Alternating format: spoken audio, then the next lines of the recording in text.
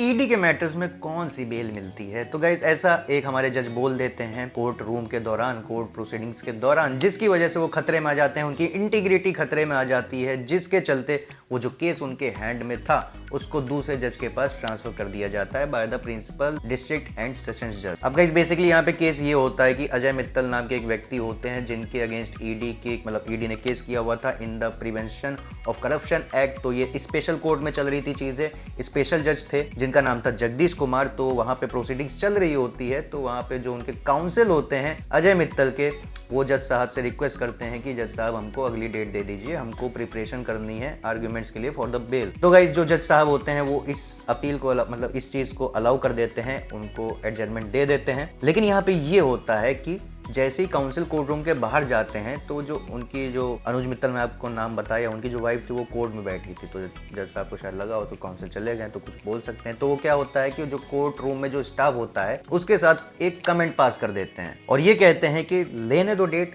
ED के matters में कौन सी बेल होती है। और ये जो गाइस ये जो लाइन थी ये अनुज मित्तल की वाइफ सुन लेती क्योंकि वो उसी कोर्ट में थी, जिसकी वजह से ये जो जज साहब है इनकी इंटीग्रिटी के ऊपर सवाल उठ गया कि और ये चीज होने लगी कि ये बाइस्ड हमारे केस में। अब बाद में बेल मिले ना मिले वो तो बात की बात है, लेकिन ऐसे कमेंट्स पास करना तो बिल्कुल ठीक चीज नहीं थी। फिर गाइस ये जब मैटर जब प्रिंसिपल डिस्ट्रिक्ट एंड सेशंस जज के पास पहुंचता है, उनको बताया जाता है कि इम्पार्शियलिटी हो रही है इस केस में और जो जज है वो बिल्कुल बाइस्ड हैं। तो ये जो जज साहब थे इन्होंने इस चीज को समझा, उन्होंने कहा कि रूल ऑफ लॉ को, प्रिंसिपल्स ऑफ नेचुरल जस्टिस को अपहोल्ड करने के लिए और बायसनेस को हटाने के लिए हम ये केस को ट्रांसफर कर रहे हैं फ्रॉम दिस जज टू अनदर जज। और गाइस यहाँ पे जज साहब का ये भी कहना था कि basic principle of administration of justice ये कहता है कि जस्टिस सिर्फ होनी ही नहीं चाहिए बल्कि वो लोगों को दिखना भी चाहिए कि हाँ जस्टिस हुआ है। Justice must not only be done but it must also seem to be done. तो ये चीज है गाइस। तो ये जो बिल्कुल अपील थी वो बिल्कुल भी मिसकंसेप्ट एंड मिसप्लेस्ड नहीं थी बल्कि बिल्कुल लेजिटिमेट थी।